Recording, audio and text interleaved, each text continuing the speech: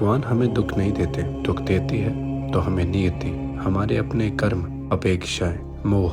भगवान तो केवल दोष ले लेते हैं जो हम उन पे डालते हैं, बल्कि वही हमें संभालते भी हैं। 9वां अध्याय, भौम जन्म। ब्रह्मा जी बोले, हे नारद जी, इधर भगवान शंकर अपनी श्री सती जी के विरह में व्याकुल होकर अपने गणों को श्री सती जी के अनेकों गुण एवं उनकी सुशीलता आदि सुनाकर कुछ दिन कैलाश पर विराजमान रहे। गृहस्थ धर्म को त्याग कर नग्न होकर कुछ समय तक सब लोकों में घूमते रहे।